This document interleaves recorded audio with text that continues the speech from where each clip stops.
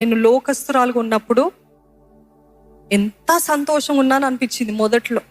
అసలు నన్ను పట్టించుకోలేదు అపవాది. ఇంకా వాడి జోల్లోకి ఉన్నాను కదా, వాడి గుంపులో వెళ్ళిపోయాను కాబట్టి అస్సలు బాధపెట్టలేదు, సంతోషంగా ఉన్నాను మొదట్లో. దాని తర్వాత పాపపు భారం ఎక్కువైపోయి బాగా దుఃఖం కలిగింది. కానీ వెళ్ళిన కొన్ని నెలలు చాలా సంతోషంగా అనిపించింది.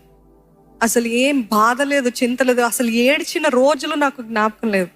కానీ ఎప్పుడైతే దేవునిలో వచ్చానో, దేవుళ్ళు వచ్చిన తర్వాత నేను ఏడ్చిన నెలలు నా పుట్టినది నుండి అంతా కలిపితే సరిపోవండి. ఎందుకంటే దేవుళ్ళు వచ్చిన తర్వాత ఎక్కువ ఏడుపులు, ఎక్కువ శ్రమలు, ఎక్కువ పోరాటాలు. అయితే మీరు గమనించాల్సింది ఏంటిదంటే, ఎవరైతే సరైన అయిన దేవుని మార్గంలో నడుస్తారో వాళ్ళకి ఎక్కువ పోరాటాలు. ఎవరైతే దేవుని చిత్తము చేయాలని నిశ్చయించుకున్నారో వాళ్ళకి ఎక్కువ పోరాటాలు. Issue after issue, problem after problem. ఎందుకు నాకే వస్తున్నాయి అంటే, you're headed in the right direction.